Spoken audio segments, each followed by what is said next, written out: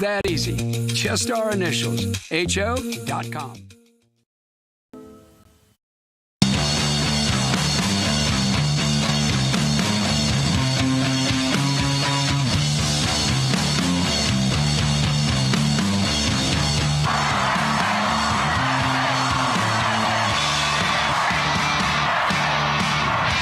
The Charlie Kirk Show starts now. Today, I am announcing that the Government of Canada, following a dollar-for-dollar approach, will be imposing, as of 12:01 a.m. tomorrow, March 13, 2025, 25% reciprocal tariffs on an additional $29.8 billion of imports from the United States.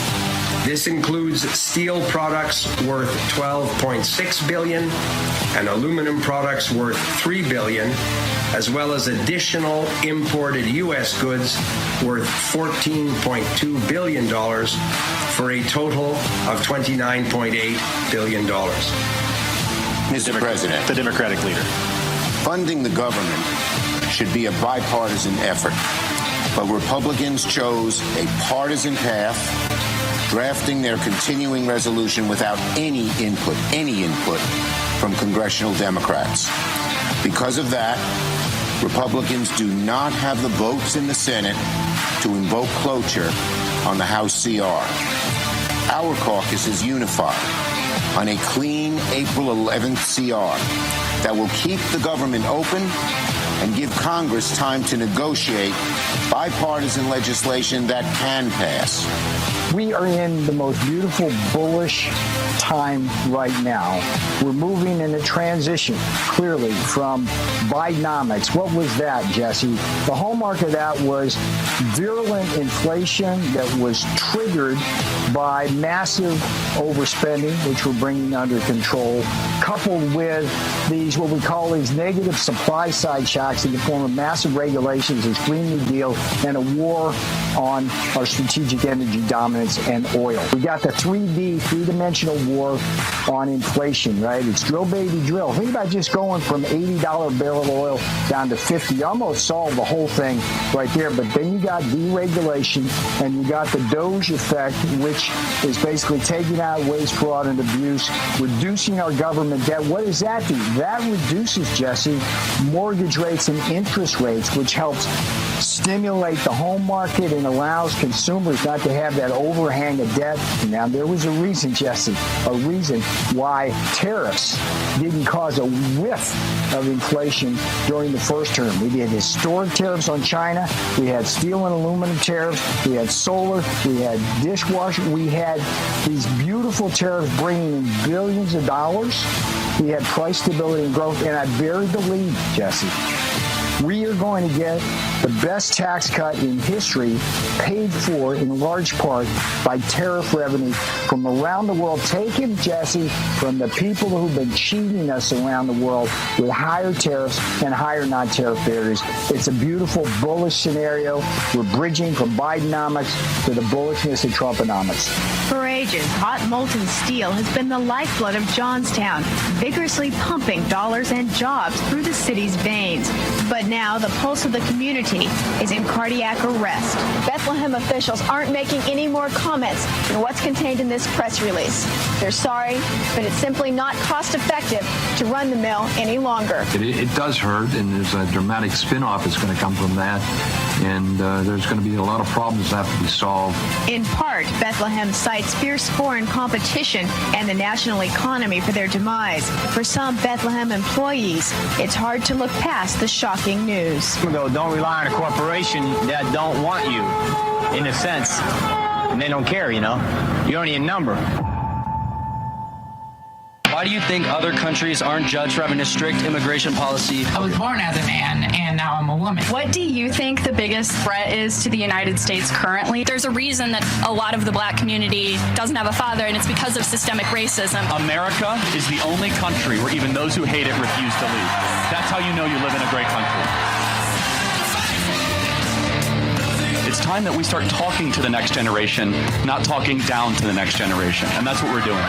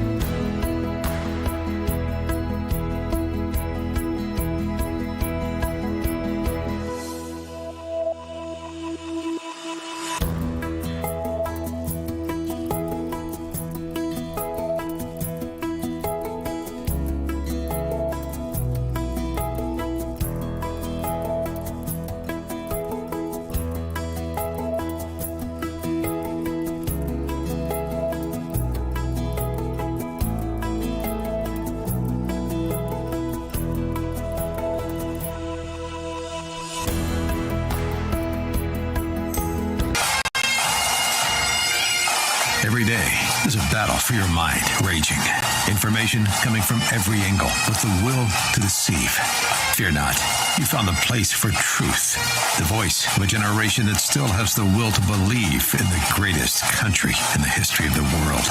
This is the Charlie Kirk Show. Buckle up. Here we go. Okay, everybody, radio stations across the country, honored to be with you as always. You can email us, freedom@charliekirk.com, and subscribe to the Charlie Kirk Show podcast page. That is the Charlie Kirk Show podcast page. What is a tariff?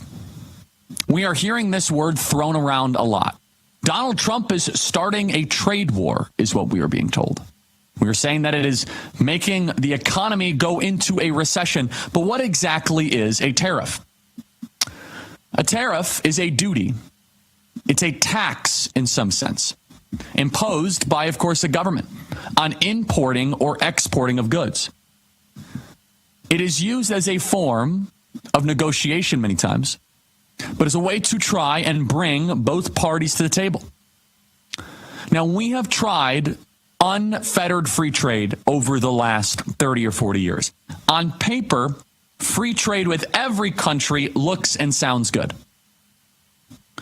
It looks and sounds good when we are able to say, you know what? There's no duties, there's no tariffs, there's no taxes. However, America has been largely too focused on the importation of goods into America not being tariffed. And far too often, we don't even ask the question, what about the products we make in our country that we want to import to other countries? So the game that was constituted, the deal that was structured, was the following. It was that we are going to become a purchaser of other countries' goods, and we will become a service economy. Why do we need to go make stuff with our hands? We're better than that. We're just going to go close down all the factories in Allentown. We're going to go close down the factories in Marshallton, Iowa. We don't need to be making stuff. We're more elevated than that. We will have an information economy.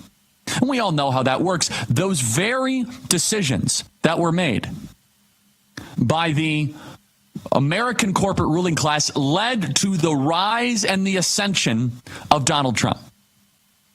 It led to the explosion of the MAGA movement. Now, we are in a three-dimensional trade war right now. President Trump is forcing the issue. President Trump very well could have avoided this. The American people voted for tariffs. They voted for stricter trade measures, and he very well could have avoided this. And understand that the menace of the Chinese Communist Party was made possible because of our overindulgence in internationalist trade policies. Americans like the idea of living in a country that makes things again. Not only do we want to make America great again, we want to make America make things again. You are not a country if you import everything made overseas. You are nothing more than a trading colony. You're not a country. President Trump had the Irish prime minister. Now, I'm going to butcher the pronunciation, but there's actually a very interesting title to the Irish prime minister. Blake can put the name in the chat. It's like Taoiseach or something is the actual term for the prime minister of Ireland. I learned that. I didn't know that. But this is President Trump going back and forth with the Irish leader. Thank you. The Taoiseach, whatever. President Trump says that he will impose additional tariffs on the EU to respond to their retaliatory tariffs. The reporter then responds and says, well, what will be the retaliation? Listen carefully. This is President Trump in the Oval Office going back and forth with the reporter. What cut is this? I'm trying to pinpoint this. Going back and forth with this reporter saying, I don't blame Ireland for what they have done. I don't blame the Irish government for putting duties on our country. Play cut 131, please. If more tariffs on the EU, will you respond to their retaliation? Well, of course I'm going to respond. You will retaliate. The problem is our country didn't respond. Look, the EU was set up in order to take advantage of the United States. Including Ireland? Is Ireland taking advantage of the U.S.? Of course they are. I can't, I have great respect for Ireland and what they did. And they should have done just what they did. But the United States shouldn't have let it happen. We had stupid leaders. We had leaders that didn't have a clue. Or let's say they weren't business people, but they didn't have a clue what was happening. And all of a sudden, Ireland has, our farmers. That's him talking to the Taoiseach. By the way, you can see how poorly I pronounced it. The Taoiseach. The leader of Ireland. Other countries can tariff the importation of American goods, but we don't tariff the importation of their goods. Now, on the surface, we thought we were getting the better end of the deal.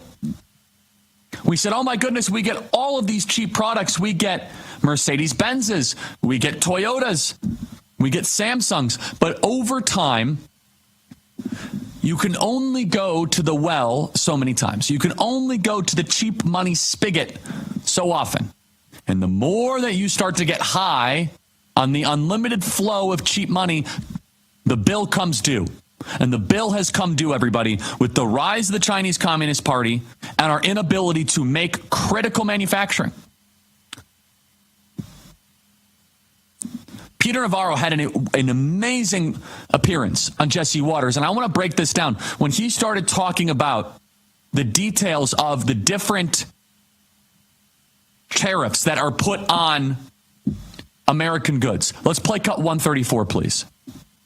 Now, there was a reason, Jesse, a reason why tariffs didn't cause a whiff of inflation during the first term. We did historic tariffs on China. We had steel and aluminum tariffs. We had solar. We had dishwasher. We had these beautiful tariffs bringing in billions of dollars. We had price stability and growth, and I buried the lead, Jesse. We are going to get the best tax cut in history, paid for in large part by tariff revenues from around the world, taken, Jesse, from the people who've been cheating us around the world with higher tariffs and higher non-tariff barriers. It's a beautiful, bullish scenario. We're bridging from Bidenomics to the bullishness of Trumponomics. And what you see in the markets could be best described as a little bit of expulsion. I don't want to use too graphic language, but you know it if you get the stomach flu or the norovirus. Sometimes your body needs to expel some of the bad. This is going to be a little bit of a transition phase. I don't like to use the word transitory too much because the other administration butchered it. Look, President Trump could easily not do this. Understand the decision in front of President Trump.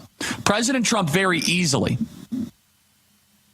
could have said, no tariffs, keep the market untouched, let the quote-unquote good times roll, and the American middle class suffers. You do not have a nation, you do not have a country, you do not have a social contract or social compact if you do not have a robust middle class. A middle class is one that owns property, that pays your taxes, that makes your goods and services. It is so tempting to be nothing but a service economy, but that has been the 1% that has done so well over the last 40 to 50 years. Peter Navarro continues. Play cut 133.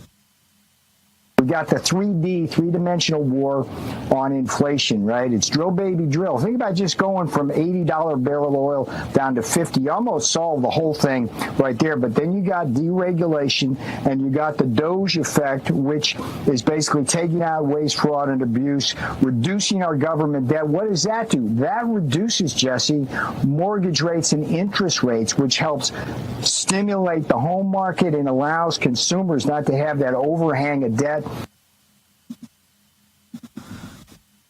Understand this. What President Trump is doing, write this down, text it to your friends, commit it to memory. What President Trump is doing is completely reorganizing the philosophical, the political, the geopolitical, and the moral posture of the federal government economically. It's a big deal. It's going to take a little bit of a process, but coming out of it will become the strongest, most robust, long-lasting American economy in history. ReliefFactor.com. I want to tell you guys about Z Factor, brought to you by Relief Factor. It's amazing. If you guys want to go to sleep, go to relieffactor.com and check out Z Factor. It is amazing. That is the best way to be able to get to sleep right now. Relief Factor has a 100% drug-free product for sleep. It's called Z Factor, and for so many people, great sleep is now a reality again. Judith says, quote, "I love this product. It eases me to sleep, and I can wake without being groggy." Call 1-800-4RELIEF. That is 1-800-4RELIEF, or visit relieffactor.com. Sleep better, feel better, and do it 100% drug-free with Z Factor from Relief Factor. That is relieffactor.com. If you are ready for better sleep, give Z Factor a try with a formula of 4 natural ingredients. Z Factor relaxes your mind so you drift off quicker. Go to relieffactor.com. That is relieffactor.com. I am going to University of Tennessee, Knoxville, momentarily. Thankfully, I got a good night's sleep thanks to Z Factor. Check it out. We'll be right back.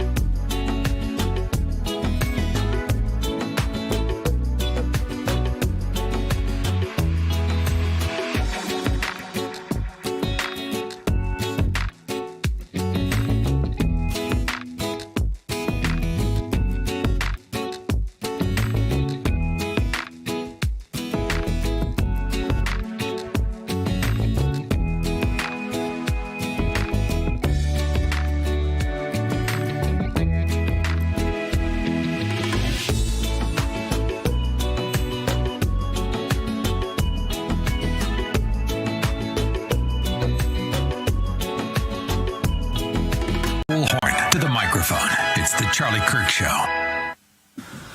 Okay, everybody, I want to tell you guys about the great partner YRefi. So I'm about to go on campus right now. Right as we're done, boom, University of Tennessee, here I come.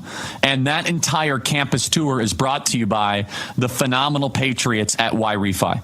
That is YRefi.com, YREFY.com. YRefi refinances distressed or defaulted private student loans that others won't touch. They provide you with a custom loan payment based on your ability to pay. About $45 billion of private student loan debt is labeled as distressed. If you are a private student loan owner, borrower of debt, check it out. YRefi does not care what credit score is. It may not be available in all states. Bad credit is accepted. Do you have a co-borrower? YRefi can get them released from the loan, and you can give mom or dad a break. You can even skip a payment every 6 months, up to 12 months without penalty. Call 888-YREFI34. Log on to YREFI.com. That is YREFY.com. YREFI.com. Can you imagine being debt-free and not living under this burden anymore? Be unburdened by what has been. It may not be available in all states. Go to YREFI.com. That is YREFI.com. YREFY.com. Be right back, everybody.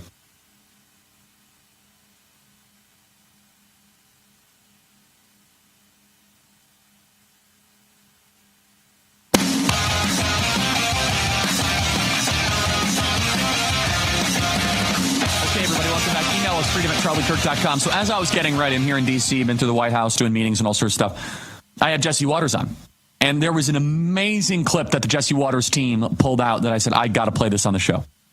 If you want to explain the birth, the foundation, the catalyst of the MAGA movement, this clip summarizes better than almost any. This sort of behavior is the genesis of the populist movement. To put this in perspective, this clip happened before I was born. This is from November of 1992. I was born in October of 1993. Before I was even born. This is a reporter that went to Bethlehem, Pennsylvania, and was summarizing what we were just describing. So basically, here's what happened: is a bunch of smart guys like Mitt Romney and the consultant class, the ruling class, they all got their practitioner master's degrees from Harvard. And what they were told is the most important thing is maximizing profit. They were told the most important thing was maximizing the dollar. You see, but that's not the only political question. That's the only economic question. But when the political question, you must balance human happiness, community, family, crime, displacement. But if you only ask the economic maximalization question, especially those that have no interest in the well-being of the body politic of the nation or in the citizenry, you get decisions like this. So you go to a place like Harvard and you get a master's degree from the Harvard Business School. And the Harvard Business School will tell you it makes sense to shut down the mill because they're unionized, it takes too long, they're not as efficient. So shut down the mill in Bethlehem, Pennsylvania, because let's just say a thing of steel, let's just use round numbers, costs you $100. And in China, you can get it for $60.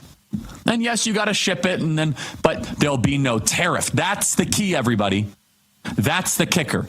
If the American government would have said, actually, we're going to put a 10% tariff on, the consultant class like Mitt Romney and all the Bain Capital cabal, they never would have been able to do this.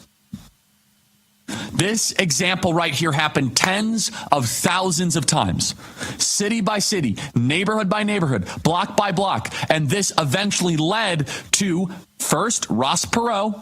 Ross Perot was the first one to run under this energy. He was the first one to recognize this. This happened tens of thousands of times of plants closing, and there were millions of people who lost their jobs. So I want you to multiply what you were about to see. An incredibly powerful piece of tape. Credit to the Jesse Waters production team for finding it. Commit this one to memory. This here is what led us to this moment. And what President Trump is doing is simply fixing what happened before I was even born. And now President Trump is getting blamed by that for the media. He's fixing what happened in this tape. The human tragedy is unfathomable. It was way too quick of a deindustrialization, and drugs came in, and opioids came in, and crime came in, unemployment came in, and misery came in, and suicide came in. Play cut 141. For ages, hot molten steel has been the lifeblood of Johnstown, vigorously pumping dollars and jobs through the city's veins. But now the pulse of the community is in cardiac arrest. Bethlehem officials aren't making any more comments than what's contained in this press release. They're sorry, but it's simply not cost-effective to run the mill any longer. It does hurt, and there's a dramatic spin-off that's going to come from that. And there's going to be a lot of problems that have to be solved. In part, Bethlehem cites fierce foreign competition and the national economy for their demise. For some Bethlehem employees, it's hard to look past the shocking news. Don't rely on a corporation that don't want you, in a sense. And they don't care, You're only a number. You know who that guy is right now? 30 years later? That guy is the guy at the side of the street with the MAGA flag that sits at Bethlehem, Pennsylvania for 3 hours a day. That guy that just showed on the piece of tape there, that's the guy that waits 6 hours to go see President Trump speak at a MAGA rally. Now, I'm of course exaggerating. I don't know who this man is. I'm saying the archetype of who this person is. That guy, whomever, I don't even know if he's still living, but he's a younger person in this. Or he might have died of heart disease and a broken heart, divorced and poor, because we decided to ship the factory overseas. We broke the social compact. We did that. And understand, just remember this. It is the experts who did this. It is the same type of experts that told us 6 feet to slow the spread, the same types of experts that came in all in the name of an abstraction called free trade, free trade, free trade. On certain things, of course, if we can have reciprocal free trade, but it was a neoliberal abstraction. And what did it get us? Got us communities that look like Gaza. And a lot of people suffering. And also, the rise of the MAGA movement. Be right back.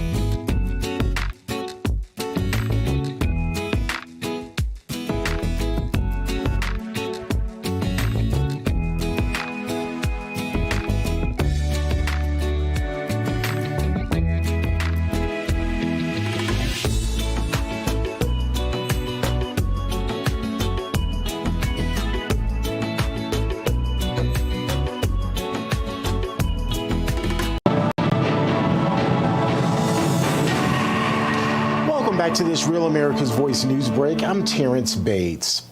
We are continuing to watch the situation at the White House as President Trump is there meeting with the Secretary General of NATO right now. The two are set to have a working lunch. That's what the White House is calling it here within the next 20 minutes or so. The two will also be sitting down, and the moment that happens and there is a press availability, we, of course, will take you there for that. In the meantime, one has to imagine that the main topic of conversation today between the two leaders will be the situation and the war between Russia and Ukraine. Also, the fact that President Trump has continued to push NATO to pay its fair share. Again, the moment we get that press availability and are able to turn it around for you, we'll take you there so you can listen in on what's said. In the meantime, several government agencies are scrambling to meet a deadline today to submit plans for a second wave of mass layoffs and to slash budgets. Agencies ranging from the Treasury Department to the Department of Justice have to turn over cost-cutting proposals to the White House and the Office of Personnel Management by the end of the day. Now, this would kick off the process to start eliminating tens of thousands of federal jobs, and today's reporting comes on the heels of 1,300 employees at the Department of Education being let go earlier this week. So far, the Department of Government Efficiency has overseen more than 100,000 federal job cuts. A new Reuters Ipsos poll finds that a majority of Americans, 59% to be specific, support President Trump's efforts of cutting the size of the federal government. The White House pulls President Trump's nominee to lead the Centers for Disease Control and Prevention just hours or moments even before his confirmation hearing was set to start. Former Florida Congressman Dave Weldon was President Trump's choice, but his nomination was reportedly rescinded when it became clear that he didn't have the votes for confirmation.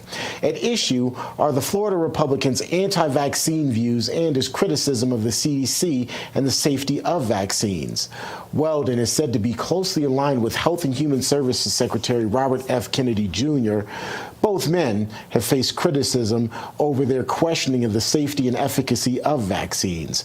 Recently, RFK Jr. has said that vaccines should be an individual decision. That's a quick check of your headlines. I'm Terrence Bates. Thanks so much for being here with us.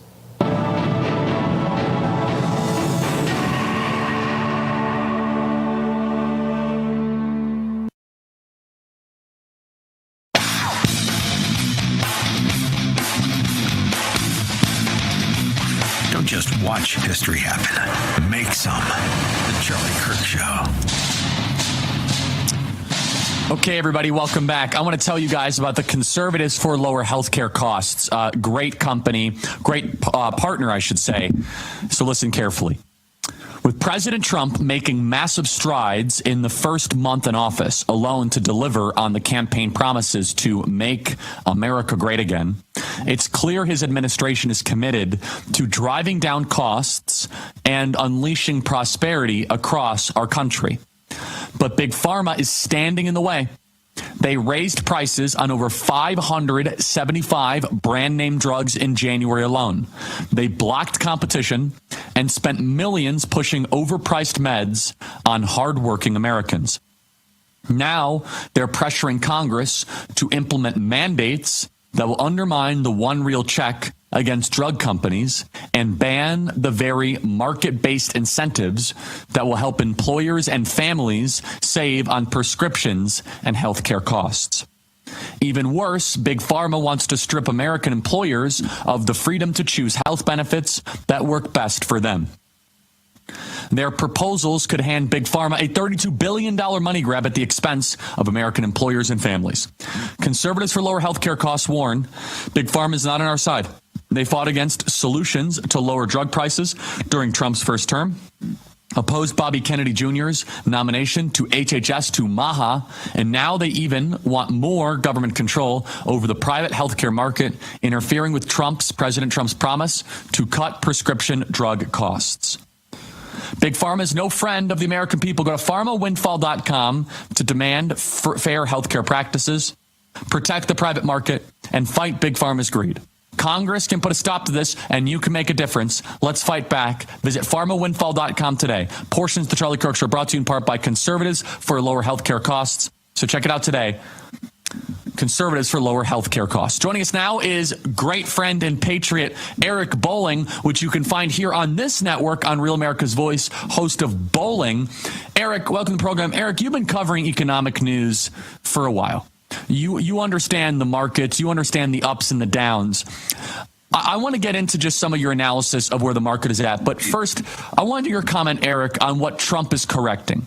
Trump is correcting a 30 to 40-year error where we allowed the middle class of this country to be hollowed out, and in came drugs, and in came homelessness and unemployment and misery. Eric, talk about how President Trump is fixing a multi-decade problem. Yeah, it's incredible, Charlie, what he's done in 50 days or so. He's really literally rewriting everything, not just, social structures, but he's also rewriting how things like Wall Street work with the tariff situation, how he's teaching people. And I'll be perfectly honest with you, I'm a free market person. My entirety, I started CNBC 20-something years ago. I've always been an advocate for the free market. I don't like government involvement in markets. They tend to adjust themselves better than government does. But he taught me something this time. He mentioned something called, we have the Internal Revenue Service, which means we're all paying money, we work hard, we pay our taxes. That's the internal within the United States. But these tariffs are external revenue, right? It's coming from the outside. And, it really does tell you, well, maybe it's taking some of the burden off us, the people who are paying the vast majority of the $5 trillion budgets that we're $7 trillion budgets that we're putting together. So he's rewriting all the rules. What I saw day before, yesterday, actually, when he brought the Teslas out after the market closed, he started around 3:56 or so. My show starts at 4 o'clock. He started a couple minutes before. Elon at 4:05 says, "I'm here to double my automobile output to the United States next year." Wow, after the market closes. So what happened earlier in the day, what we didn't realize was the market was down yesterday. It was down, a good amount the day before yesterday. It was down a good amount of 2.5%, almost 3%. Tesla was down 17%. It was 5 times the market move because there were people attacking Elon Musk and Tesla because of his closeness to Trump and Doge. And so they were punitively damaging, the Wall Street was punitively damaging Elon Musk and Tesla. After the close, Musk says, we're going to double our output. And Trump says, I love this car. I want to buy one of these cars. I said to the audience, I'm watching this at 408, 409. Tesla's going to open up a lot higher today, and it's going to run. And it's up $18 a share today. Here's my point. You don't mess with Donald Trump and Elon Musk, two of the smartest people in the world in markets. And that means it's not like they're making money for themselves, Charlie. They have plenty of money. They're the richest man in the world. Trump's got $5, $6, $7 billion. He doesn't need the money. That's not what this is about. It's about helping the American people. It's about helping the middle class. And it is just fascinating to see because these are all rewriting the way finance works, and we are all going to benefit from it. Every single American is going to benefit from those two guys right there. That handshake right there should scare the bejesus out of the liberals, because that's going to make America great again and better. So Eric, I want you to just speak some stability. There are people in our audience that have a lot of their retirement, their 401k, their nest egg, and they're seeing a little bit of red on their iPhone. They're seeing a little bit of red on their TV screen. They're not used to that always with President Trump. And they're not necessarily overly concerned, but you can start to hear the little voice in the back of the head. Should I sell, sell, sell? I know you're not doing investment advice, nor do I want you to. But I want you to give your career perspective on this, Eric. The ups and the downs, the need to look at the macro picture, some historical perspective. Eric Bolling. I'll give you very much. So historically, if you buy and hold, you've done amazing. You've literally, you've never, sure, there were some bumps in the road, some recessions. 2007 hurt. But if you stuck it out, you're way better. We're 4 times the level on all these indices that we were in 2007. Here's the thing that is really, really telling on all of this. Trump gets inflation down, period. He does. Last time he was president, I started my career in the oil business. I was an oil trader for 15 years. Never once in my life have I ever seen what Trump did in 2018. He had oil prices negative. It went to zero, and there was so much oil in America, it went negative because people were looking for places to put the oil. They didn't have it. There was so much oil, and gas prices were $1.49, $1.89. I've never seen that in my entire life. He's going to do it again. Drill, baby, drill was one of his platform, one of the legs of the platform that he sold the American people on himself. He will do it. He'll get oil prices down. When oil prices go down, everything goes down. Everything goes down. Not just food, not just energy. Everything is made with an oil kind of DNA in it. Toilet paper has an oil aspect to toilet paper, to the manufacturing process. A tomato in California has an oil price to it because you have to ship the tomato from California to New York or wherever.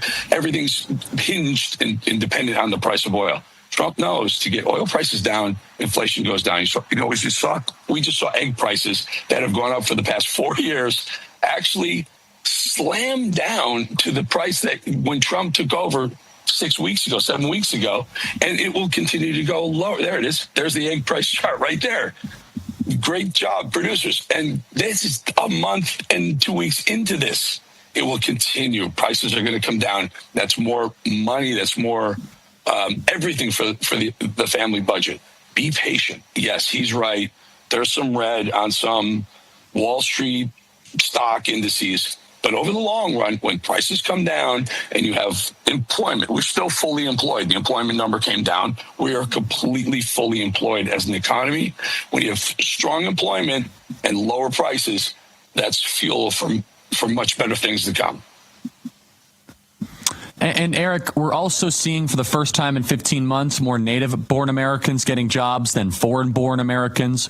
We are seeing prices go down. The inflation report was very, very good. We just showed the egg prices going down, and the price of oil is also going down. I think it's right near $65 a barrel right Correct. now. And speak to the geopolitical. As President Trump ends the Russian-Ukrainian war, as he makes the Middle East tensions go down, and that directly, without any other executive action, could actually bring down the price of oil. Eric, do you agree with that? Charlie, you're nailing it, because I believe the price of oil, it will turn everything better for America. If the tension in the Middle East, if Saudi Arabia is all of a sudden okay and everything's fine, Iran calms down because Russia says, calm down, we have a peace deal going on, you don't screw the peace deal up, we can now again access Russian oil. Russians like the fourth largest oil producer in the world. We're the largest. Saudi Arabia is the second. If we all start, again, when we fully output, when we fully explore all of our oil, we're the top producer in the world. So if we have the U.S., we're friendly with Canada. Mexico is a major producer. We're friendly with Saudi Arabia. We can, again, tap into the Russian oil market, because right now we're not, because they're in war. This brings oil prices down. When oil prices go down, everything is better geopolitically everywhere. And we are far more prosperous. We are very, very dependent on the price of oil. Crude oil is our lifeblood. It's literally the blood that runs through the veins of our economy. And Trump knows this. He's always known. Charlie, I started at Fox in, I think, 2007. And I used to do these every Monday morning on Fox and Friends. I would host Donald Trump on a phone call, and we talk oil. And from that day, he realized how important a lower oil price is for the economy and for America. Joe Biden bought oil at $120 a barrel. He bought oil. He released it in the Strategic Petroleum Reserve, and then to replace it, he paid $120 a barrel for oil. Trump knows better. I can't tell you how confident and excited I am to see what the next 4 years are going to be with Trump. Drill, baby, drill. And let this economy just go, unleash it, just let it be. And again, with the AI, with this whole AI movement that's going on, we've become the global leader in AI. It's almost, you remember back in the 80s when technology exploded for the first time and the internet exploded, we were the leader, and then we farmed it out. we are again becoming the leader in technology with our AI companies, Apple, NVIDIA, and our Silicon Valley. And Elon Musk, really. Hold that thought, because, and it all ties together, Eric. Let's not bury the lead. Energy is AI. If you do not have the energy to power these data servers and these data farms, your little chat GPT is more energy intense than you realize. It requires a lot of oil and natural gas to make that hum. And so when you have drill, baby, drill, and then you have an infrastructure project, boom, you are able to be the AI leader in the world. Eric, stay right there. ReliefFactor.com. If you are suffering from knee pain, back pain, joint pain, elbow pain, check out Relief Factor at ReliefFactor.com. Over 1 million people have tried Relief Factor, and nearly 70% of people go on to order again. Give Relief Factor a try with their 3-week quick start, only $19.95 and less than $1 a day. ReliefFactor.com or call 1-800-4RELIEF. Try it and see how it can help. You could turn back your clock on pain. Relief Factor is a proven way to turn back the clock on pain at ReliefFactor.com. Developed by doctors, it's a daily 100% drug-free supplement. It uses a unique formula of natural ingredients that support your body's natural response to inflammation. So take a look at it right now at ReliefFactor.com. That is ReliefFactor.com. 100% drug-free Relief Factor, ReliefFactor.com. Email us, freedom@charliekirk.com. More with Eric Bolling, which you can find every day here on Real America's Voice. Be right back.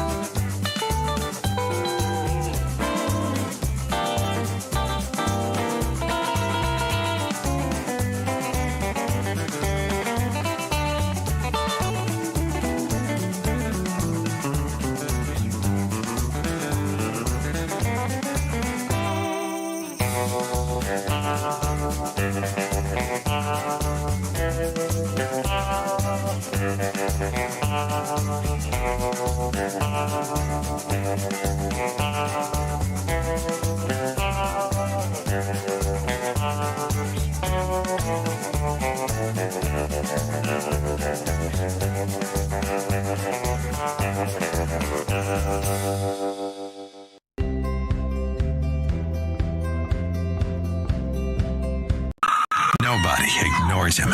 It's the Charlie Kirk Show.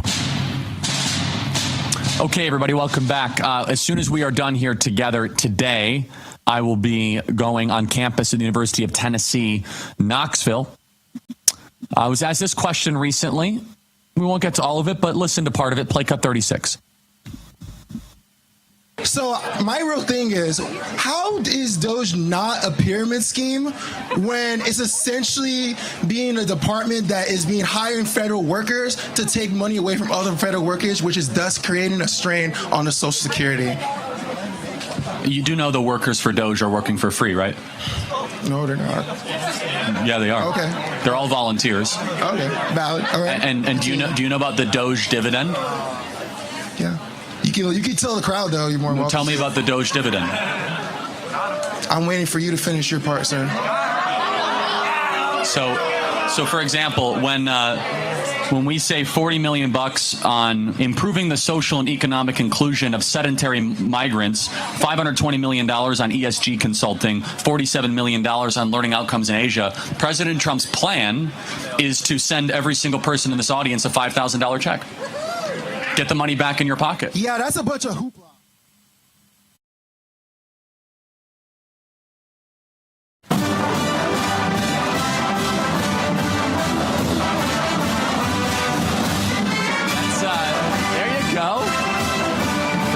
best fight song. I'm telling you, you got to let it play a little bit more. I have no allegiance to University of Tennessee for the record, but it is the best fight song in college football. Listen, it's like Rocky Top. It's a great fight song. I just got to give it to my Tennessee friends. They have the best fight song, not the best football team. They haven't been good since Peyton Manning. Good for them. I will be there in a couple of hours, and I hope they will play Rocky Top. This is just such a great fight song. Continue with us is Eric Bolling. Eric, tell us about your program, how people can find it, what you guys are covering. It's been amazing. I think I've been with the Rav, and I share a network with you and Bannon, and just absolutely loving it. We're every day live at 4 o'clock, and it just so happens somewhere around 4 o'clock or 3:30, President Trump likes to sign some executive orders. So we usually come in and he's signing orders, and he's just, playing with the reporters. And then we kind of, so it's just really free flowing. It's absolutely free flowing. Just react to the craziness of the day. We'll do a guest or two, but it's generally just, I've been doing this a long time, Charlie, and I bring some of the market stuff to the show as well. So just really enjoying an hour of television on Rav and Roku and all those. And then we do the, the old digital thing too. We post it everywhere as well. And it's having a great time, having a ball. And Rob and Parker do a great job. We're honored to have you, Eric, as part of the Real America's Voice team. All right, one last question here, Eric. What do you want to see out of this congressional bill from an economic standpoint? I know tax cuts, dereg, but what is going to have the long-term economic boost for middle-class Americans that you want to see Congress? Because Trump is signing stuff every day, as you just say during your show, but what the fresh heck is Congress doing? They got to get off their tail and start producing here, Eric. I'm not a huge fan of continuing resolutions. I'd rather see real cuts and real cuts to programs personally. But, again, I'm a little bit maybe more hardcore. But this is a wonderful moment. This is a wonderful moment where Congress and the Speaker of the House has got this vote that he has, and he's got it, and then they send it to the Senate, and the Senate Democrats are now in the biggest bind of their careers, where if they sign it, they've capitulated to Trump, and they'll hate themselves for it. And if they don't sign it, they're going to be responsible for shutting down the government, and America will be really ticked off at them. So I'm actually making the popcorn to watch how this plays out over the next couple of days. And the best part of this is Speaker Johnson said, "We're done. Here it is. Let us know." And then they're skedaddling out of town. Charlie, personally, Doge is really, really important. It's cutting back waste, fraud, and abuse. But I'd like to see the real hardcore spending cuts, and this may not sit well with a lot of people, a lot of folks, but I'd like to see some defense cuts. I mean, Pete's doing great. Heck, I love him, but maybe you can come in and maybe tie some things up. We're approaching $1 trillion a year. $1 trillion a year. I mean, the next closest is China at $240 billion. I mean, do we really need 4 times China? Maybe not. So again, I'm an old school, more hardcore,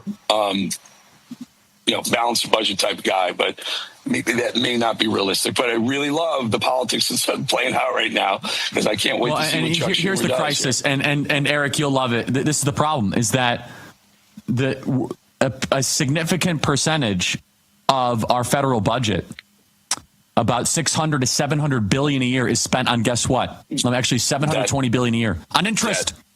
On interest on the debt, yeah. Servicing the debt. It's more than $720 billion of almost every country in the world. Yeah, just the interest. Yeah, $2 billion a day. Everybody, $2 billion bucks a day go towards just servicing the debt. Can I throw a little thing in this very, very quickly? So when Trump reduces inflation, when Trump reduces inflation, this is a good thing, because it reduces our cost to carry that debt. Right. It brings the interest rates down. But you're right, Eric, and I hope we get some rate cuts throughout this year. I have no idea if we will or not. But let's say that We get them. That's not a license to keep borrowing. That's the problem, is that D.C. is going to say, oh, spending spree can continue. Agree. But where we are at right now, I hope if you want to have one good talking point for your friend or a neighbor, right now, we spend $2 billion a day just on the interest of our debt. That's to put that differently, we're spending about the same almost on our defense budget as we are in interest payments. Yes, Eric, thanks so much. Check out Bolling every day during the President Trump executive order signing hour. Eric, thanks so much. Second hour coming up.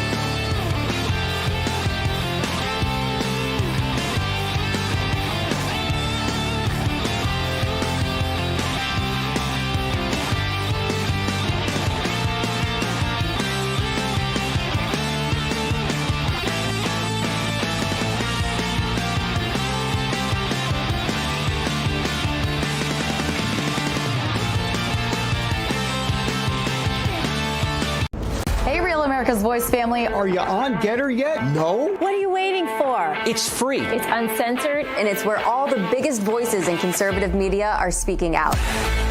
Download the Gettr app right now. It's totally free. It's where I put up exclusively all of my content 24 hours a day. You want to know what Steve Bannon's thinking? Go to Gettr. That's right. You can follow all of your favorites. Steve Bannon, Charlie Kirk, Jack Posobiec. And so many more. And the best part? You can watch Real America's Voice right there on Gettr. Live. So join the conversation. Hop on the Gettr chat room. Engage with patriots who are just like you. Good morning, Gettr friends.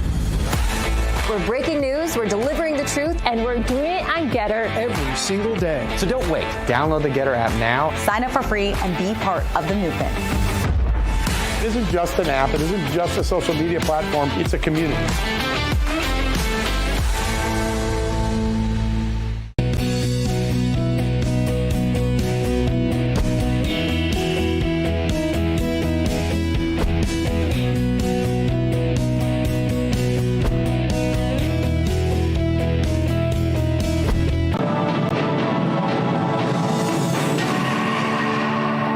To this Real America's Voice news break, I'm Terrence Bates. The global dietary supplement market is valued at about $179 billion. It is big business with a big customer base. As with any business, though, there are some companies that are worth looking into and others, well, that might fall short. Let's just put it that way. My next guest is an award-winning pharmacist who is also here to talk up the various products produced by Nation Health MD. Lisa King, welcome to the show. Always good to see you. Thank you, Terrence. I'm thrilled to be here today. So let's talk Nation Health MD. What makes that supplement company different than most others on the market?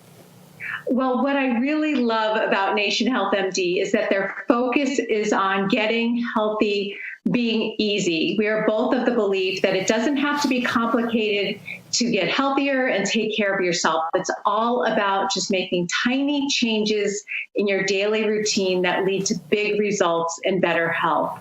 They also really care about your results. They work with a team of experts and scientists to bring you really fantastic products with natural ingredients backed by the latest in scientific research.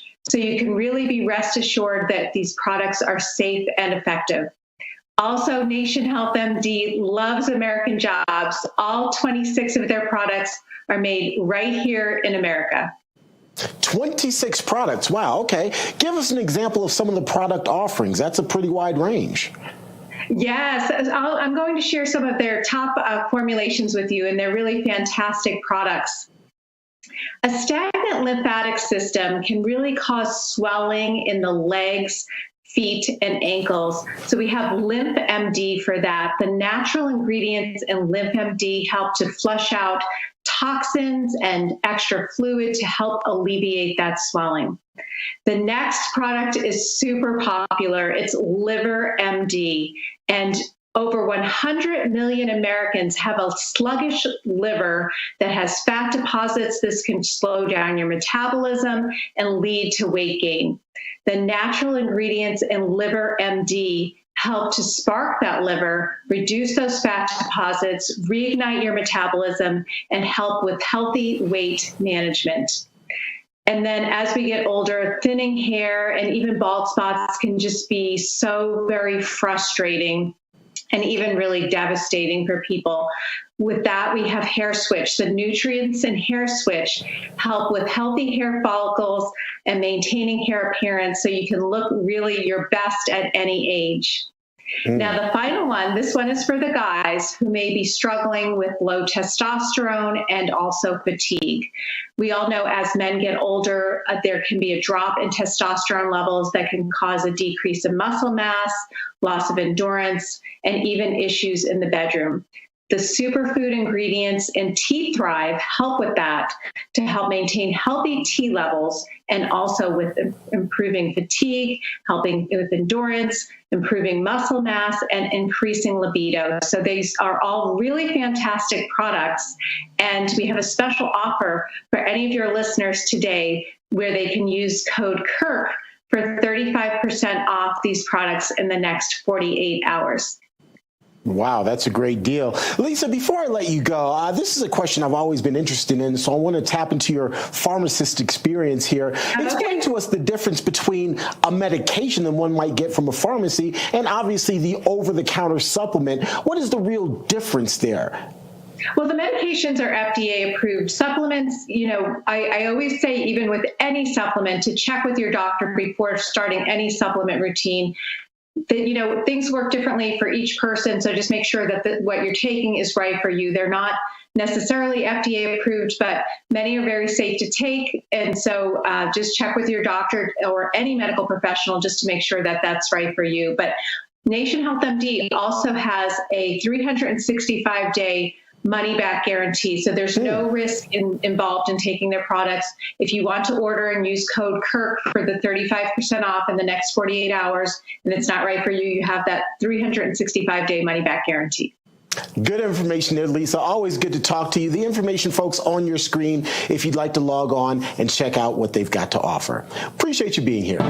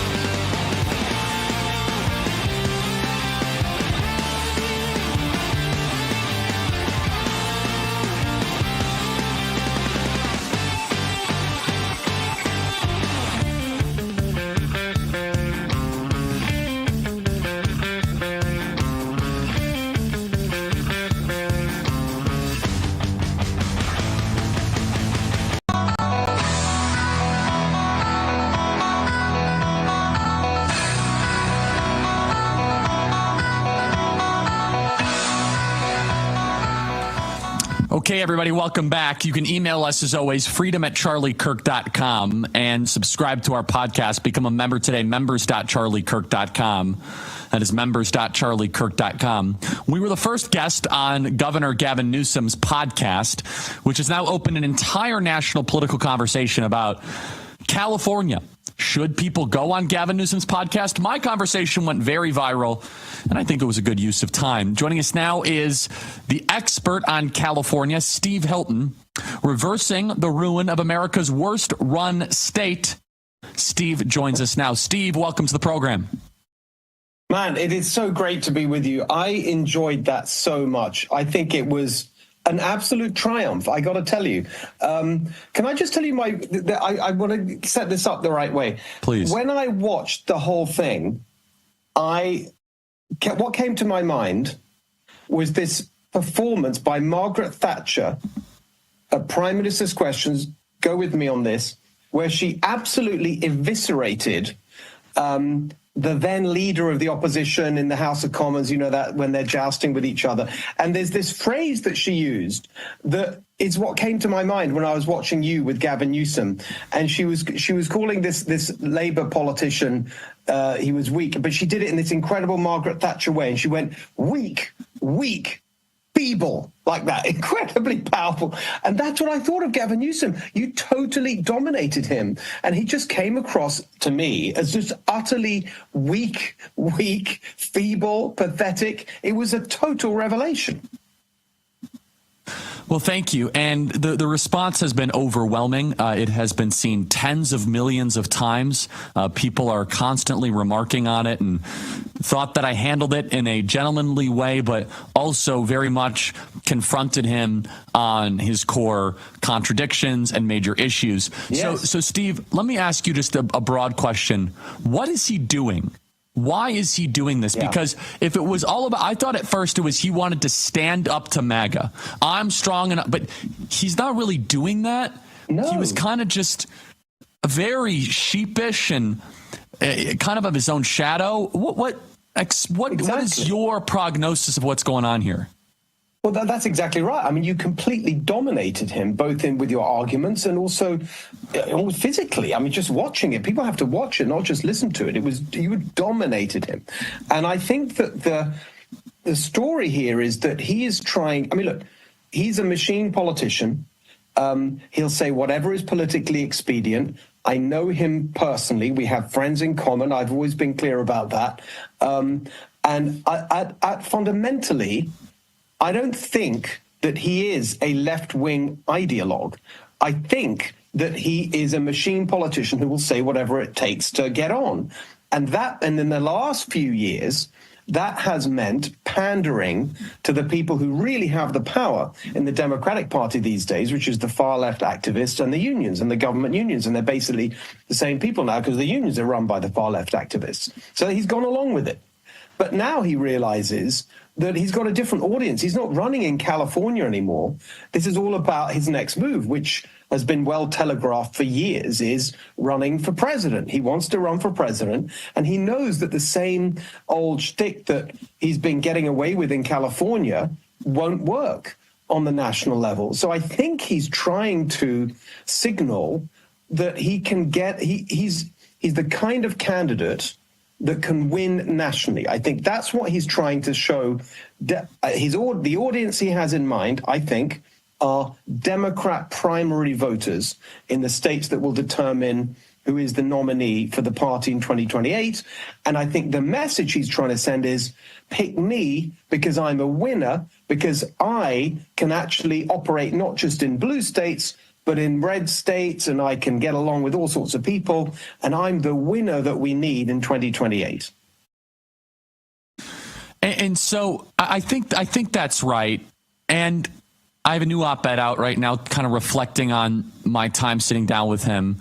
And I don't think it will necessarily work with the Democrat base if he continues in this direction. But let's take this more broadly. And Steve, I was not uniquely positioned to do this. Let me tell you why. I've never lived in California. I'm a tourist. I visit often. I love California. Now, if that Nepo baby fat slob, J.B. Pritzker, ever starts a podcast and invites me on. That's a completely different ballgame because he ruined my home and it would be game on. I know Illinois and Chicago like the back of my hand. However, California, even though the biggest audience of this program is in California, and I feel as if I have absorbed the issues, I still have difficulty prosecuting the case against Gavin Newsom for two reasons. Number one, he's so slippery and so slick at weaseling his way out. You saw that in one time when I was talking about the transgender kidnapping bill. He just lied about it.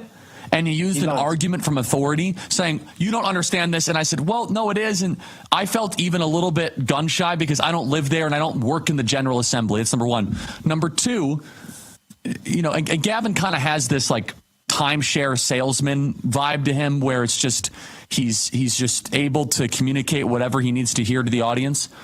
But the second part of this, and Steve, I want your reaction. He's so insistent on repeating these like 10 or 12 talking points where the leaders in AI and we have no rivals and we have no equals. Steve, you are uniquely positioned to prosecute the case against Gavin Newsom. Yes. How should it be done? Well, first of all, I'm glad you brought that up because, funnily enough, just like you with Illinois, I'm kind of itching to go on this podcast. And when my book comes out, Caliphalia, I really, I think we're trying. We'll see if he takes up the offer. Caliphalia, reversing the ruin of America's worst run state. And who's been running it the last 6 years? Gavin Newsom. So somehow I don't think he wants to, he doesn't want to engage in that argument. We'll see. But you're exactly right. He has these talking points and, we can call it gaslighting and we can call it spin and so on, but it's really not. It's actually just, it's more than that. It's certainly that. Let's just take that on the transgender issue and the one that really made all the headlines, which was when he was agreeing with you on the unfairness of biological men and girls sports. Okay, fine. But what are you going to do about it? I mean, you've been the governor for 6 years while that's the law in California. What have you ever done to challenge it? Nothing. What are you doing now to challenge it? Nothing. So you could say that is gaslighting and he's trying to convey a position without actually doing anything about it. But on other issues, it's actually just lying, just straight up lying. I mean, not with you, but I just saw with another one of these that he did. He's trying to make out that taxes are somehow lower in California than in Florida by some ridiculous statistical sleight of hand. It's total BS.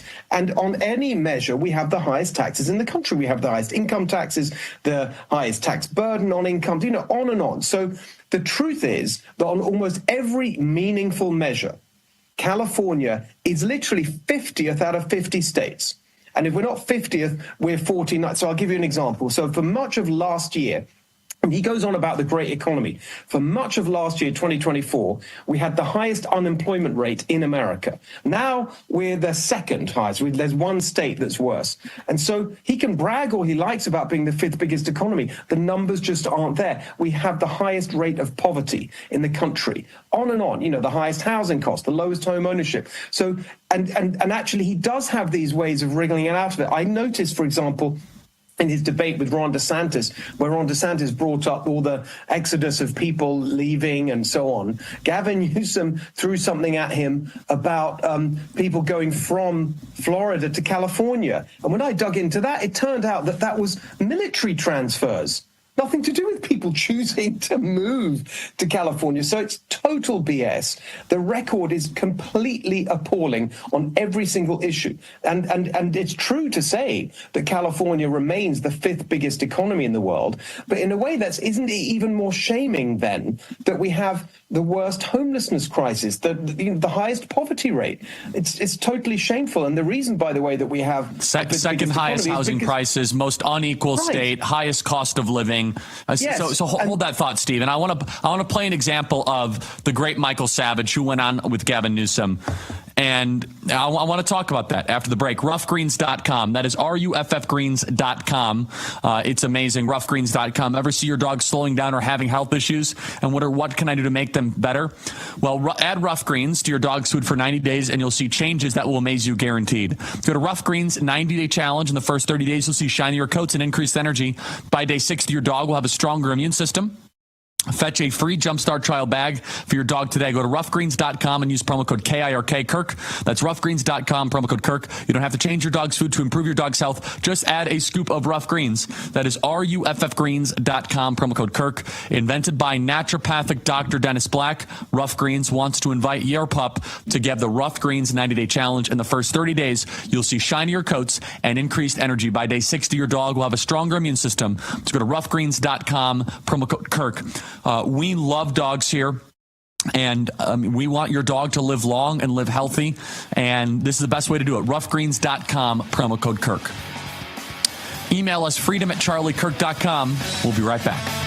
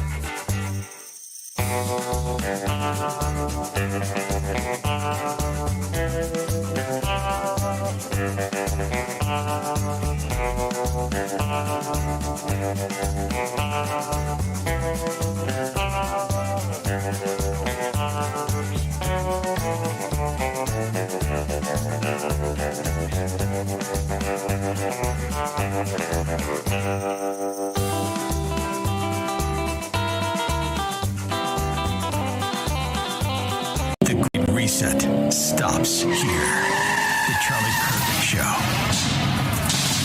Okay, everybody, Y Refi, the great folks at Y Refi are making our campus tour possible. So listen carefully and closely. If you are a patriot in this audience and you have private student loan debt, or your brother does, or your niece does, or your nephew does, maybe you're just thinking back to Christmas or Thanksgiving, and someone's like, oh my gosh, I have these student loans, and I took them out, and I shouldn't have, and it was a private loan, and boom, you're just thinking like, wait a second, I remember that. Well, that's Y Refi. That's where they come in. They are not a debt settlement company, but they help you work with each borrower, you individually. YRefi does not care what your credit score is.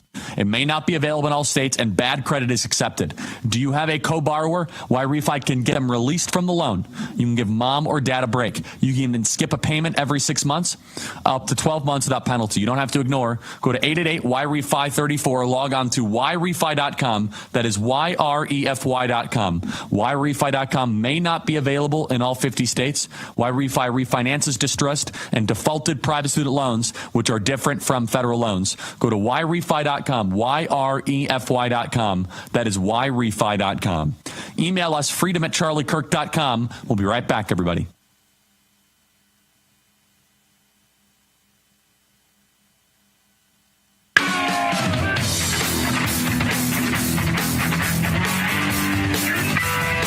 Okay, everybody, I want to play this and get Steve Hilton's reaction. Play cut 152, please. Gavin, I pay 16% in state taxes. You need a better accountant because it's 13.3%. But there's a millionaire's tax on top of it. Well, and I'm 83 years old and I still work. Right. Okay, I have another home in Florida. Yeah. I don't live there. Right. I prefer where I live. I've gotten used to the fog, to the seagulls, to the cormorants. I know all the birds of the bay. I'm an avid boater. But there's a point at which I will leave this state, and that will be taxation without representation. I shouldn't be punished for succeeding. So, Steve, what's the truth here? It's just a total lie. I mean, I'm just looking it up now because there's Wallet Hub published all the data, so he's completely lying. We have the highest tax burden. I'm just reading now from WalletHub.com. California has the highest individual income tax burden, while 7 states, including Texas, Florida, and Washington, have the lowest, including Florida, have the lowest. I mean, it's just there's so many different measures. If you look at individual income tax burden, the highest in the country is California.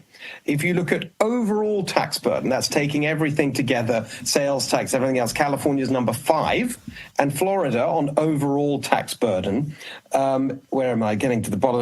We've got to go all the way down to number 47, right? So it's just a total lie. There's no truth to it whatsoever. And he's got this incredibly narrow, detailed kind of total BS statistic that where Gavin used, and he said it in the longer clip, where he says, well, the people in California, working people in California, in Florida pay the same taxes as the very rich in California. The way he's calculating that is comparing income taxes in California on the very rich with combining all the sales taxes, property taxes, and everything else on working class people in California, in Florida.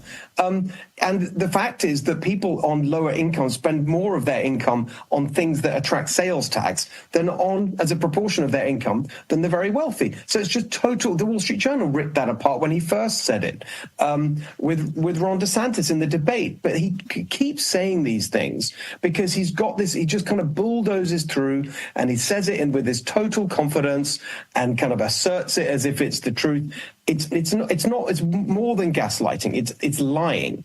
We have the highest income tax burden in the country, the highest income tax rates on corporate tax. I mean, you name it. It's just a disaster, which is, by the way, why so many people, why do you think people are leaving? Why is anyone leaving such a beautiful state as California? Why businesses leaving? So let's just say you were to become governor, Steve Hilton. And you're governor of California. What are 2 or 3 things that could change without the legislature? Let's say they keep their supermajorities. What could a Republican actually do to change California? Well, the number one thing is that the executive branch means the absolute nightmare of bureaucratic agencies, let's call it the administrative state, the swamp in Sacramento, which is actually worse than what we have in Washington, because you've had one-party rule for so long, you haven't had any kind of input from an opposing ideological point of view.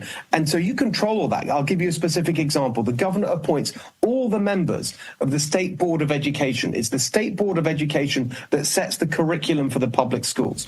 The governor appoints members on the California Air Resources Board. Not all of them, but enough to make a difference. The Air Resources Board is what's pushing through the climate extremism, banning gas cars, banning gas stoves, banning gas heaters and boilers, and all the rest of the insanity that is raising costs for everyone. So on and on, you've got all the, if you look at our fantastic agriculture industry being completely destroyed by deliberate policy, you appoint the people as governor to the Water Resources Control Board and all those agencies, you can make pretty much an overnight change, because it's these agencies that are implementing and far exceeding what's even part. It's just the same pathology as you have in Washington, where the legislature, in the case of D.C., it's the Congress, passes legislation that's kind of vague, and then the agencies, the bureaucrats, overzealously interpret that, push their own agenda, and make it 10 times worse. It's the same pathology in California at the state level,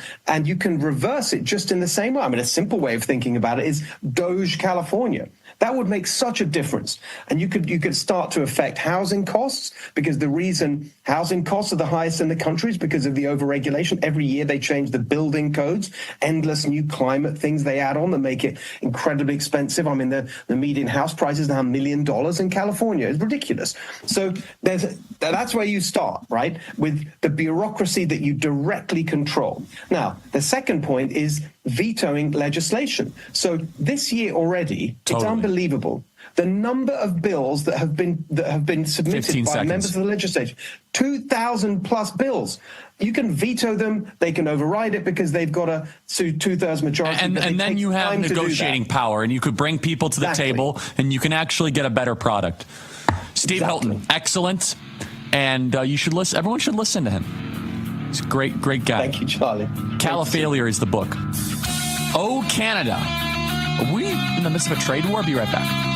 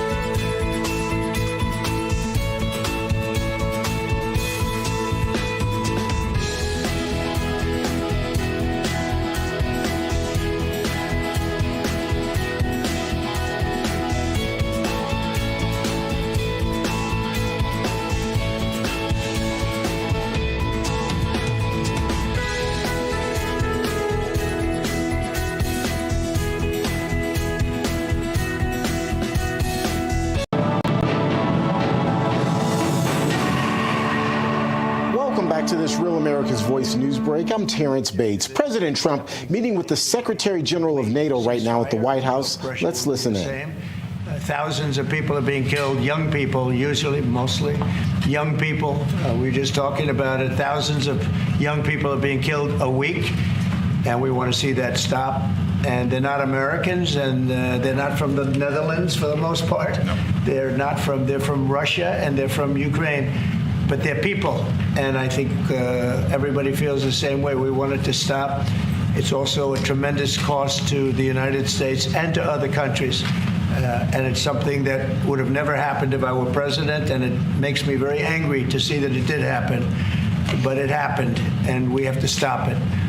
And Mark has done some really good work over the last week. We've been working together, and he's done some really good work, so I'm very happy about that. We'll also be talking about trade and various other things, and I think we'll have a very, very strong day. We're going to have lunch afterwards. That'll go, and then we'll see you all later. But Mark, would you like to say something? Yeah, first of all, thank you so much, Mr. President, dear Donald, again for hosting me, and but also for taking time in Florida a couple of weeks after you were re-elected. That's right.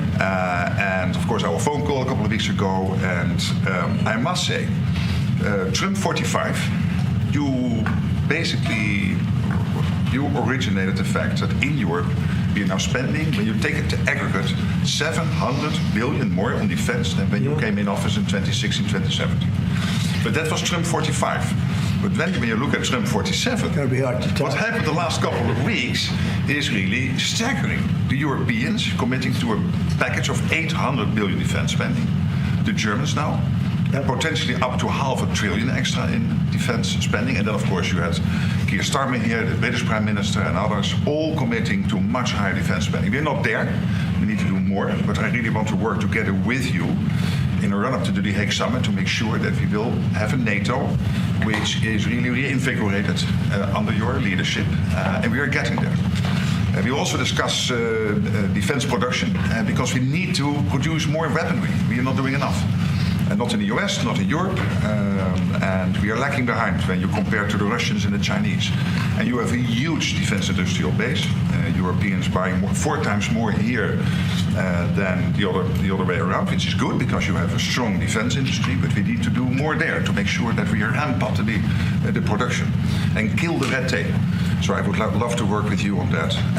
And finally, Ukraine. You broke the deadlock. As you said, all the killing, the young people dying, cities getting destroyed. The fact that you did that you started the dialogue with the Russians, and the successful talks in Saudi Arabia now with the Ukrainians. I really want to commend you for this. So, The Hague is my hometown. I love to host you there in the summer and work together to make sure that will be a splash, a real success, projecting American power on the world stage. What Mark is saying is when I first went to NATO, my first meeting, I noticed that very few people were paying. And if they weren't paying their fair share. There were only 7 countries that were paying what they were supposed to be paying, which was... Yeah, it's even worse. Could be even worse. But there were just very few countries that were paying, and even the paying, it was at 2%, which is too low. It should be higher. It should be quite a bit higher. But you had Poland, and I remember Poland was actually paying a little bit more than they were supposed to, which I was very impressed with. And they've been actually terrific, and some of the others. But most of them weren't paying, or they were paying very little. And I didn't think it was appropriate to bring it up there, but I said it's going to be brought up at my next meeting. And my next meeting, the first meeting, you want to give them a little break. The second meeting, it began, and I was able to raise hundreds of billions of dollars. I just said, we're not going to be involved with you if you're not going to pay. And the money started pouring in, and NATO became much stronger because of my actions and working along with a lot of people, including Mark, but they would not pay for other presidents, and I don't think other presidents even knew that they weren't paid. I asked first question, has everybody paid up? And literally, I mean, they told me 7. You could be right, it could be 3, but that makes it even worse. But they just weren't paying. And I said, no, I won't protect if you're not paying. If you're delinquent or if the money isn't paid, why would we do that? And as soon as I said that, you got a little hit from the press because they said, oh, gee, that's not very nice. But if you said the other, nobody would have paid. And the money started coming in by the billions. And, hundreds of billions of dollars flowed into NATO, and NATO became strong. Yeah. And you remember that. Your predecessor, who I thought was a very good man. Absolutely. Jens Stoltenberg. He sends his best greetings. He was terrific. Stoltenberg, Secretary General. And he made the statement that when Trump came in, the money started coming in like we never saw before. Hundreds of billions. Actually, probably close to $600 billion came in. And NATO became strong from that standpoint. And now we have to use it wisely, and we have to get this war over with, and you'll be back to a normal, much more normal life. And maybe we're close. We're getting words that things are going okay in Russia, and it doesn't mean anything until we hear what the final outcome is. But they have very serious discussions going on right now with President Putin and others. And hopefully they all want to end this nightmare. It's a nightmare. It's a horrible thing when you look. I get pictures every week. They give me the pictures of the battlefield, which I almost don't want to see. It's so horrible to see young people laying arms and legs and heads laying all over the field. It's the most terrible thing that you'll ever see. And it's got to stop. These are young people with mothers and fathers and sisters and brothers and friends. And it's got to stop. So we hopefully are going to be in a good position sometime today to have a good idea. We'll have, we know where we are with Ukraine, and we are getting good signals outside of Russia as to where we are with Russia. And hopefully they'll do the right thing. It's really humanity. We're talking about humanity. We're not talking about the money. But then you add the money to it. And, hundreds of billions of dollars is being spent and really wasted so unnecessarily. It should have never happened. So it's an honor to have you here. They picked a great gentleman. I'll tell you, I was so happy to hear, because you had somebody, Stoltenberg was really good, and you have somebody that's going to do an incredible job. And I was so much in favor of you. You have no idea. They had another person that I did not like. I was not happy. And I think I kept him from, you know what I'm talking about. I said, this is the right man to do it. And he really did. He was a great prime minister of the Netherlands. He did a great job. And that's what he's doing right now. So thank you, everybody, for being here. And it's a very great honor to have you. And we even have some of our great energy people here today, right? We have the governor, and we have Chris, Chris, right? He's supposed to be the most talented man in the world of energy, according to the governor. So I don't know if he's right. And we have General, you've been fantastic. Thank you very much. And we have a lot of good people that won't be so much involved with this, but they wanted to see what was happening. It's become a little bit of a show, but they wanted to see what was happening, and I think a lot of good things are happening. So with that, if anybody would have a question. Mr. President, on Russia. Sorry. Steve Witkoff's trip to Moscow, you spoke about it. What sort of agreement do you hope he comes away from there with? Well, we'd like to see a ceasefire from Russia, and we have, not been working in the dark. We've been discussing with Ukraine land and pieces of land that would be kept and lost, and all of the other elements of a final agreement. There's a power plant involved, a very big power plant involved. Who's going to get the power plant, and who's going to get this and that? And so, it's not an easy process. But phase one is the ceasefire. A lot of the individual subjects have been discussed, though. We've been discussing concepts of land, because you don't want to waste time with a ceasefire if it's not going to mean anything. So we're saying, look, this is what you can get, this is what you can't get. They discussed NATO and being in NATO, and everybody knows what the answer to that is. They've known that answer for 40 years, in all fairness. So a lot of the details of a final agreement have actually been discussed. Now we're going to see whether or not Russia's there, and if they're not, it'll be a very disappointing moment for the world. Yeah. Vladimir Putin just said he is open to a ceasefire, but he does still have some concerns. He suggested that you two should speak directly. Do you have plans to speak to him soon? If so, when are you confident you can get this across the table? Sure. He did say that today. It was a very promising statement, because other people are saying different things, and you don't know if they have anything to really, if they have any meaning, or I don't know. I think some of them were making statements. I don't think they have anything to do with it. No, he put out a very promising statement, but it wasn't complete. And yeah, I'd love to meet with him or talk to him, but we have to get it over with fast. Every day people are being killed. It's not like, as we sit here, 2 people will be killed. Think of it. 2 people are going to be killed during this little period of time. Thousands of people a week are dying. So we really don't have very much time. We have to make this fast. It shouldn't be very complicated. Mr. President, a representative of Canada, the finance minister, are in town and will meet members of your administration during the day. Any chances that you will ban on the tariffs on aluminum and the ones that are planned for April 2nd? No. You are not going to change your mind? No, look, we've been ripped off for years, and we're not going to be ripped off anymore. No, I'm not going to bend at all on aluminum or steel or cars. We're not going to bend. We've been ripped off as a country for many, many years. We've been subjected to costs that we shouldn't be subjected to. In the case of Canada, we're spending $200 billion a year to subsidize Canada. I love Canada. I love the people of Canada. I have many friends in Canada. The great one, Wayne Gretzky, the great. How good is Wayne Gretzky? He's the great one. But we have, I know many people from Canada that are good friends of mine. But, you know, the United States can't subsidize a country for $200 billion a year. We don't need their cars. We don't need their energy. We don't need their lumber. We don't need anything that they give. We do it because we want to be helpful. But it comes a point when you just can't do that. You have to run your own country. And to be honest with you, Canada only works as a state. It doesn't. We don't need anything they have. As a state, it would be one of the great states anyway. This would be the most incredible country visually.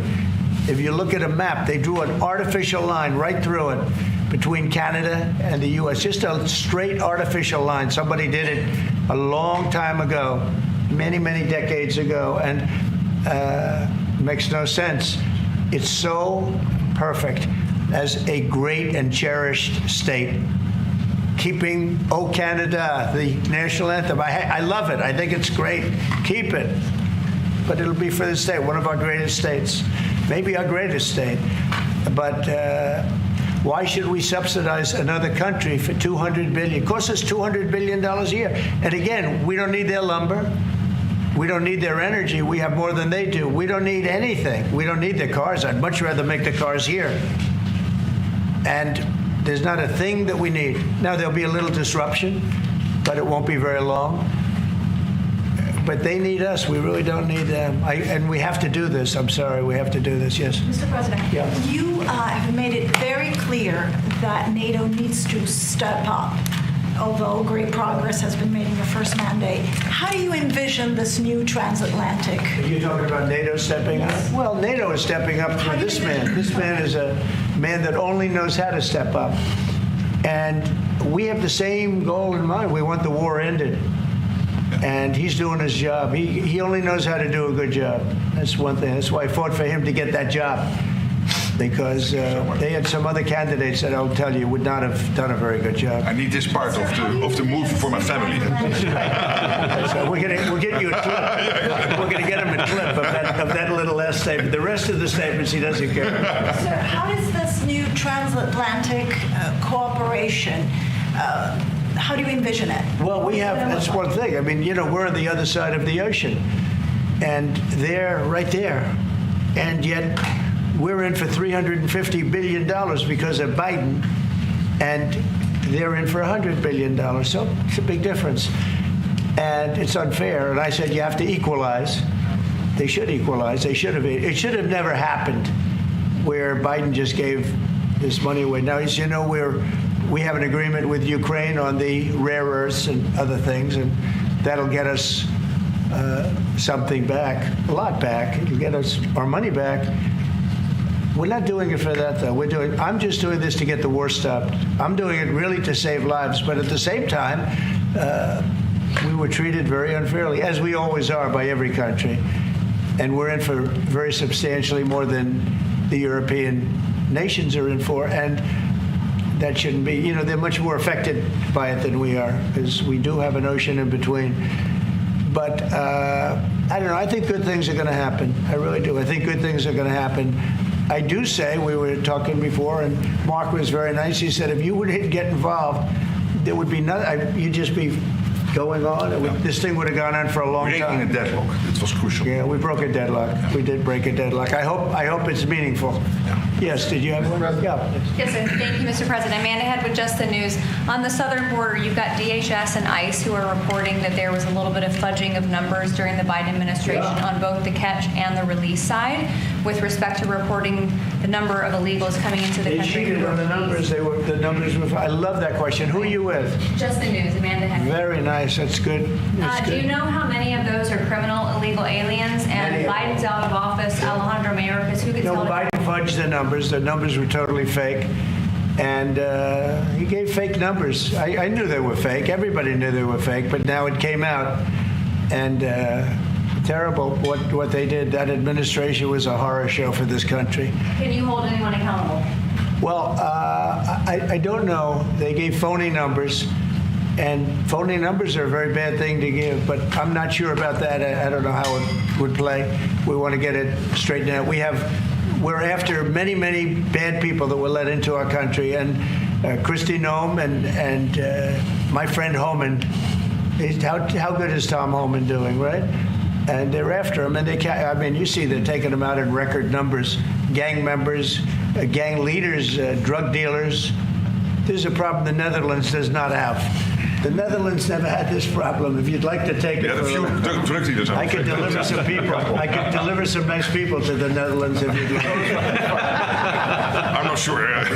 No, what he did to this country, letting 21 million people flow through an open border, many of those people were hard criminals from prisons and jails, from mental institutions, and I always say insane asylums because they were seriously deranged. And they're here from not South America, from all over the world, from South America, but from all over the world. And it's so sad. You'd say, why would anybody do this? Why? Yeah, go ahead. And one more. There's some new internal Democrat polling that doesn't look great for Democrats, but it also has 54% unfavorability for Republicans in swing states and battlegrounds for the midterms. Do you consider those voters capturable for Republicans? Yeah, well, we did. I won every swing state, as you know, by a lot. And I won the popular vote by a lot. And we won the counties. If you look at the counties and district plan, we had 2,725, and they had 501. That's why the map is all red. So we had a great thing. Yeah, I think winning from the Democrats, I saw, if you look the other night, I made a speech, and I introduced two young ladies who were killed, viciously, violently killed. Young, unbelievable, both outstanding people. They were killed by illegal aliens. And the Democrats wouldn't get up and applaud. The mothers were, inconsolable. They were crying, and everybody was crying. The Democrats sat there with stone faces. They didn't clap. They didn't stand. They didn't do anything. We had a young man with very serious cancer. His dream is to be with the police department someday. And he was introduced. They didn't even clap. They were disgusting, frankly. They were disgusting. There's something wrong with them. They're deranged. They're deranged, like Jack Smith. They're deranged people. And I never saw anything like it. I'm standing up, and I introduce the mother and the parents of these two young girls that were just recently essentially killed, violently killed. And the Democrats are like this. It's so sad. And I saw this morning where one of them is pretty well known, one is fighting like crazy over men being able to play in women's sports. I said, I thought that was tried. I thought that was about a 95%. I think it's a 95% issue. But in a way, I want them to keep doing it because I don't think they can win a race. I tell the Republicans, I said, don't bring that subject up because there's no election right now. But about a week before the election, bring it up because you can't lose. And everything's transgender this, transgender that. They have bad politics, but one thing, they stick together. I wish, and the Republicans stick together mostly, but we have a couple that are grandstanders. You always have grandstanders in life. But the Democrats, they have grandstanders, but when it comes to a vote, they do stick together, right? Sure. It seems like they'll stick together on the shutdown. Will that hurt Democrats going into midterms? Well, if they do a shutdown, and ultimately that might lead to very, very high taxes, because we're talking about a shutdown. We're talking about getting to work immediately on the greatest tax bill ever passed. That was the one we did. It was a renewal, and it's an addition to it. And we're going to cut people's taxes. And if we don't open, the Democrats are stopping all of these good things that we're providing. We're providing the greatest package of benefits that this country's ever provided. The biggest part of that's going to be tax cuts for the middle class and for businesses, small businesses, employers, people that hire people in jobs.